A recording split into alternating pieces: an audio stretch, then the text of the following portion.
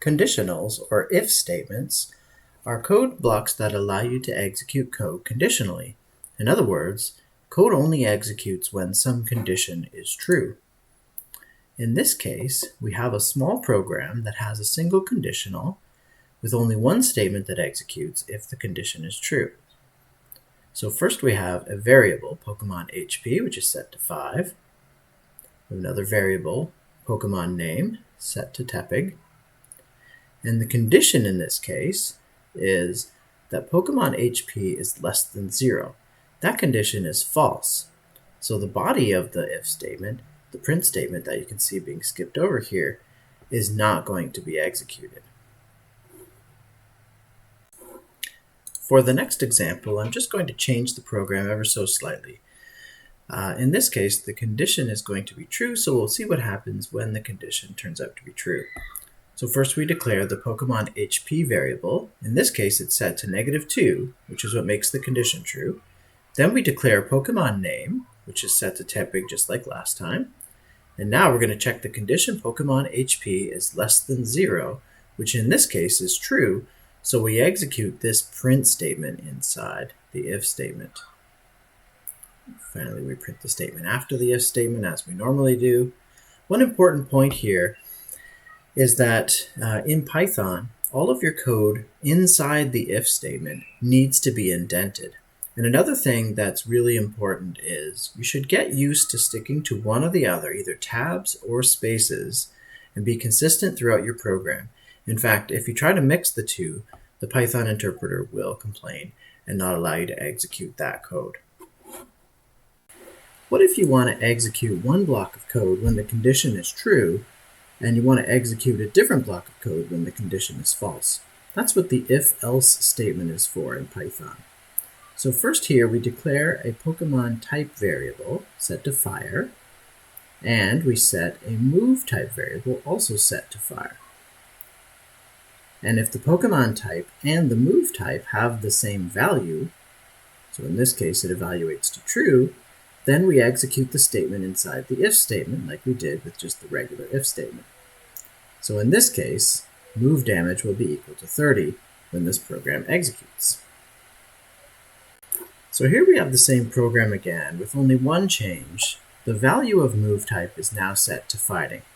So now the two values are not equal, so the condition should be false. Let's see what happens. So first we declare the variable Pokemon type, set its value to fire. Then we declare move type, set its value to fighting.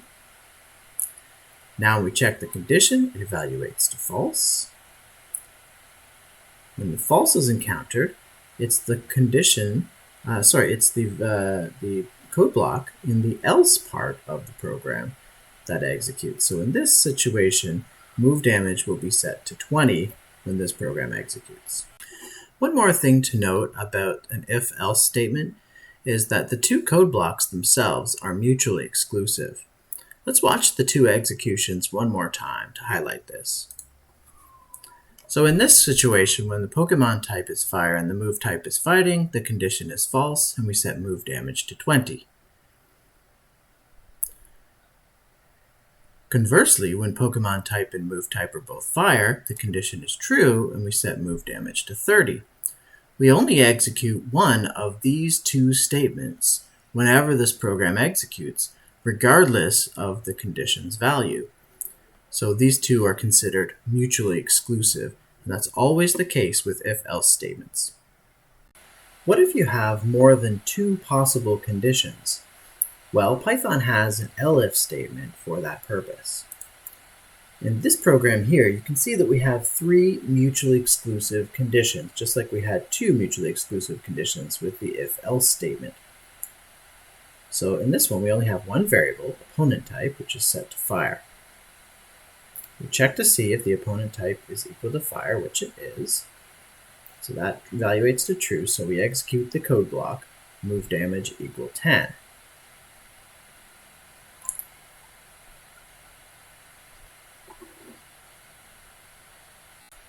And here we have the same program again, except that the opponent type is set to water. So in this case, this is going to match the elif condition.